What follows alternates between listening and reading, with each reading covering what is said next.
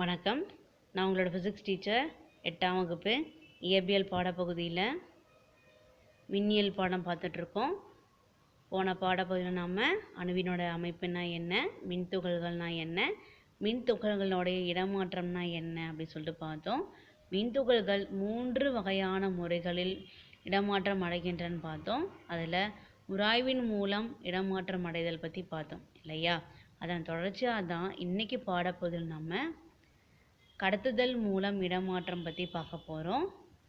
கையில் புக் எடுத்துக்கோங்க, பென்சில் எடுத்துக்கோங்க. எது முக்கியமானதுன்னு சொல்கிறோமோ அதை அன்லைன் பண்ணி வச்சு படிங்க. சரியா? செயல்பாடு 2 பாருங்கள்.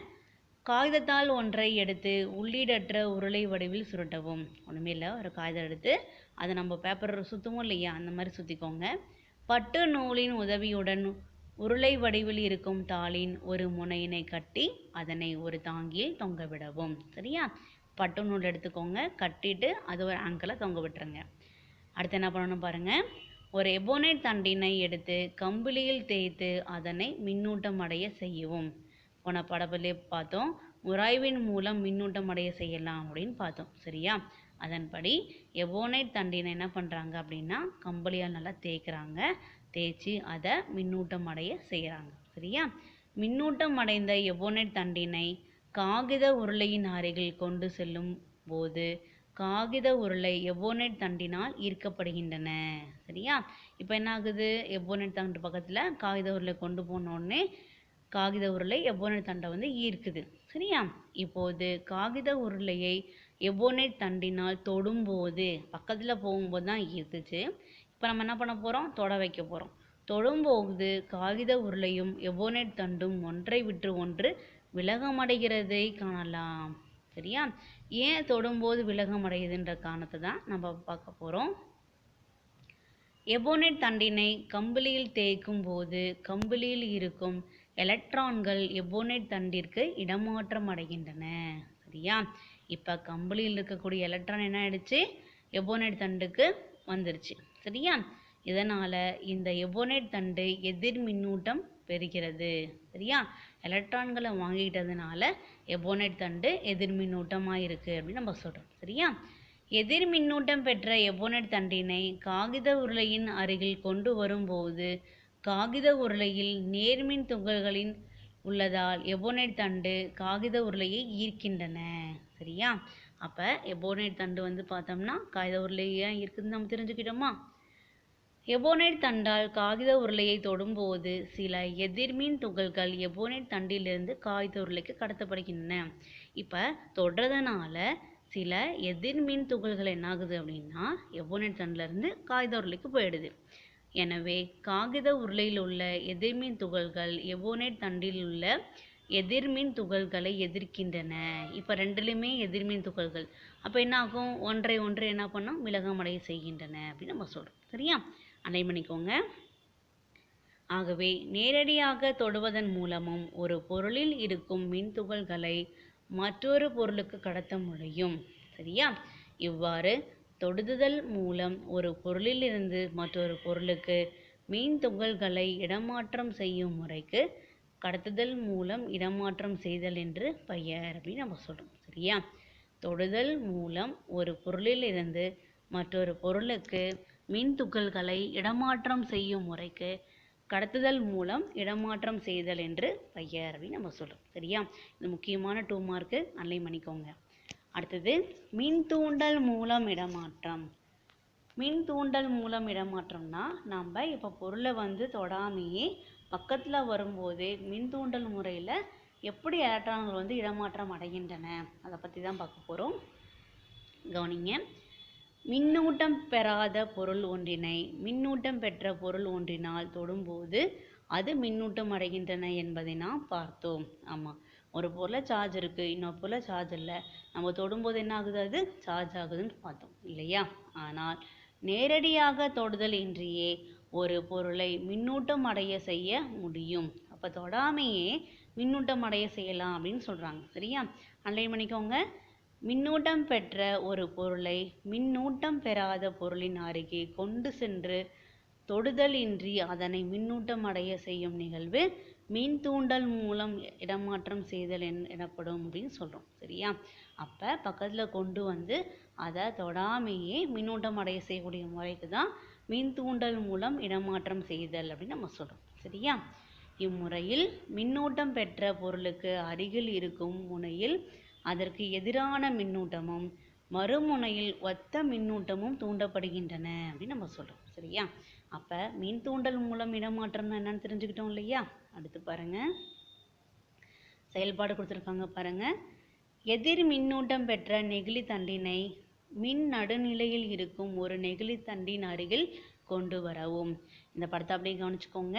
இப்போ மின்னூட்டம் பெற்ற தண்டு, அதுவும் எதிர் மின்னூட்டம் பெற்ற ஒரு தண்டு இருக்கு, அது மின் நடுநிலை கொண்ட தண்டு பக்கத்தில் கொண்டு வராங்க. இப்போ என்ன ஆகுதுன்னு பாருங்க. எதிர் மின்னூட்டம் பெற்ற தண்டினை மின்னூட்டம் பெறாத தண்டின் அருகே கொண்டு வரும்போது மின்னூட்டம் பெறாத தண்டில் இருக்கும் எதிர் மின் துகள்கள் விலகமடைகின்றன. சரியா? அப்போ அதில் இருக்கிறது எல்லாமே என்ன ஆயிடுச்சு? எதிர்மின் துகள்கள் எல்லாமே விலக்கம் அடைஞ்சிருச்சு. சரியா? இதனால் மின்னூட்டம் அடையாத தண்டு பகுதியில் ஒரு பகுதியில் நேர் மின்னூட்டம் தூண்டப்படுகின்றன.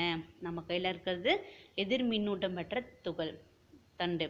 அதுவே மின்னூட்டம் பெறாத தண்டில் வந்து பார்த்தோம்னா ஒரு முனையில் என்ன ஆகுது அப்படின்னாக்க அதுக்கு எதிரான மின் துகள்கள் வந்து உருவாகுது. சரியா? இங்கே நம்ம எதிர் மின் தண்டு வச்சுருக்கோம். அப்போ தண்டில் வந்து பார்த்தோம்னா நேர்மின் துகள்கள் வந்து உருவாயிருக்கு. சரியா?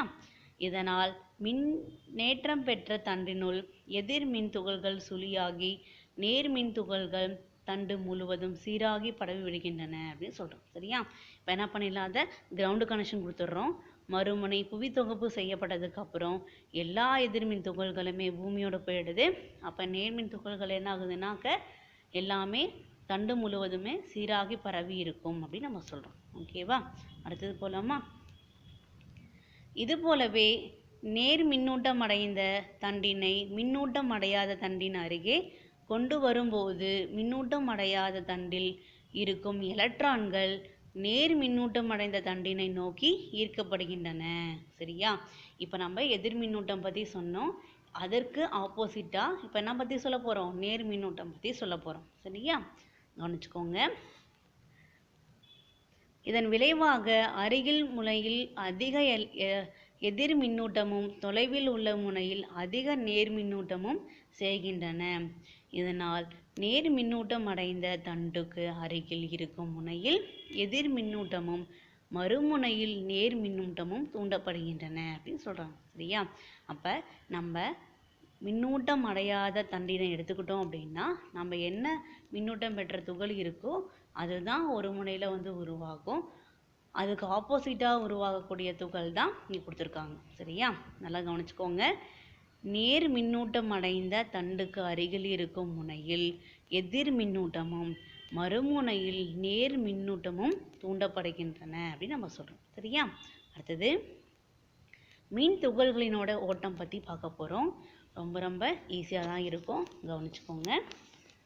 அதிகளவு எதிர் மின்னூட்டம், அதிகளவு எதிர் மின்னூட்டம்னா அதிக எண்ணிக்கையிலான எலக்ட்ரான்கள் அப்படின்னு அர்த்தம். சரியா? அதிகளவு எதிர் மின்னூட்டம் கொண்ட உலோக கோளம் ஒன்றும் அதிகளவு நேர் மின்னூட்டம், அதாவது குறைந்த எண்ணிக்கையிலான எலக்ட்ரான்கள், நல்லா கவனிச்சுக்கோங்க, குறைந்த எண்ணிக்கையிலான எலக்ட்ரான்கள் தான் நேர் மின்னூட்டம். சரியா? கொண்ட உலோக கோளம் ஒன்றும் உங்களிடம் இருப்பதாக கொள்வோம். சரியா? இப்போ 2 உலோக கோளம் வகையில் இருக்குது இல்லையா? இந்த 2 உலோக கோளங்களையும் ஒரு உலோக கம்பியினால் இணைக்கும் போது எதிர் மின்னூட்டம் பெற்ற கோளத்தில் இருக்கும் கூடுதலான எலக்ட்ரான்கள் நேர் மின்னூட்டம் பெற்ற கோளத்தை நோக்கி பாய தொடங்குகிறது. சரியா? ஏன்னா அதிகமாக இருக்கிறதுல இருந்தால் எதுக்கு போகும்? கம்மியாக இருக்கிறதுக்கு போகும். சரியா? இரு கோளங்களிலும் இருக்கும் எலக்ட்ரான்களின் எண்ணிக்கை சமமாகும் வரை இந்த நிகழ்வு தொடர்ந்து கொண்டே இருக்கும் அப்படின்னு சொல்கிறாங்க. சரியா? இங்கு நேர் மின்னூட்டம் பெற்ற கோளம் உயர் மின்னழுத்தம் கொண்டதாகவும் எதிர் மின்னூட்டம் பெற்ற கோளம் குறைந்த மின்னழுத்தம் கொண்டதாகவும் கருதப்படுகிறது. எனவே எலக்ட்ரான்கள் குறைந்த மின்னழுத்தம் உள்ள பகுதியிலிருந்து அதிக மின்னழுத்தம் உள்ள பகுதியை நோக்கி பாய தொடங்கிறது. சரியா? நீங்கள் 7ஆம் வகுப்புலேயே படிச்சிருப்பீங்க. மின்னழுத்தம் பற்றி படிக்கும்போது நம்ம இது நீர் ஓட்டத்திற்கு சமமாக ஒப்பிட்டுன்னு நம்ம சொன்னோம் இல்லையா? நீர் எப்படி மேலான பகுதியிலேருந்து பள்ளத்தை நோக்கி போகுதோ அதே மாதிரி தான் மின்துகள்கள் வந்து அதிகமாக அதிலிருந்து கம்மியாகிறத நோக்கி பாய தொடங்கும் இல்லையா? இந்த நிகழ்வுக்கு பேர் தான் என்ன சொல்கிறாங்க, மின்னோட்டம் என்று அழைக்கப்படுகிறது. எலக்ட்ரான்களின் ஓட்டம் தானே மின்னோட்டம். சரியா? இரண்டு கோளங்களின் மின்னழுத்தங்களுக்கு இடையிலான வேறுபாடு மின்னழுத்தம் அல்லது மின்னழுத்த வேறுபாடு என அழைக்கப்படுகிறது அப்படின்னு நம்ம சொல்கிறோம். சரியா? அப்போ சிகப்பாக இருக்கக்கூடிய கோளம் வந்து பார்த்தோம்னா அதிக மின்னழுத்தம், பச்சை கலராக இருக்கக்கூடியது வந்து பார்த்தோம் அப்படின்னா குறைந்த மின்னழுத்தம் இல்லையா? அப்போ எலக்ட்ரான்கள் பாயக்கூடிய திசை வந்து பார்த்தோம் அப்படின்னாக்க பாயும் திசைன்னு கொடுத்துருக்காங்க. அதுவே எலக்ட்ரான்கள் வந்து பார்த்தோம் அப்படின்னா அதிக மின்னழுத்தத்துலேருந்து குறைந்த மின்னழுத்தத்தை நோக்கி போகிறத வந்து மரபு மின்னோட்டம்னு கொடுத்துருக்காங்க. சரியா? அதை பற்றி பார்க்கலாம். எலக்ட்ரான்களின் கண்டுபிடிப்பதற்கு முன்னர் நேர்மின் துகள்கள் கடத்தியின் வழியாக பாய்வதால் தான் மின்னோட்டம் ஏற்படுகிறது என அறிஞர்கள் கருதினர். சரியா? அப்போ எலக்ட்ரான்கள் கண்டுபிடிக்கிறதுக்கு முன்னாடி வரைக்கும் மின்னோட்டம் வந்து ஏற்படுறதுக்கு காரணம் வந்து நேர்மின் துகள்கள் தான் அப்படின்னு தெரிஞ்சுக்கிட்டாங்க. சரியா? அதுக்கப்புறம் தான் வந்து எலக்ட்ரான்கள் கண்டுபிடிக்கிறதுக்கு அப்புறம் தான் எலக்ட்ரான்களின் ஓட்டம் தான் மின்னோட்டம் அப்படின்னு சொன்னாங்க. சரியா? நேர்மின் துகள்கள் பாயும் திசை மரபு மின்னோட்டத்தின் திசையாக கருதப்படுகிறது. சரியா? அப்போ நேர்மின் துகள்கள் வந்து பாயக்கூடிய திசைக்கு மரபு மின்னோட்டத்தின் திசை நம்ம சொல்கிறோம். சரியா? அப்போ மரபு மின்னோட்டம் உயர் மின்னழுத்தத்திலிருந்து குறைந்த மின்னழுத்தத்தை நோக்கி பாய்கிறது அப்படின்னு நம்ம சொல்கிறோம். சரியா? இது உங்களுக்கு புரிஞ்சிருக்கும்னு நினைக்கிறேன். ஸோ அடுத்த பாடப்பகுதியில் நாம் நிலை மின்காட்டினா என்ன, தங்க இழை நிலை மின்காட்டினா என்ன, இதை பற்றி நாம் விரிவாக பார்க்கலாம். நன்றி.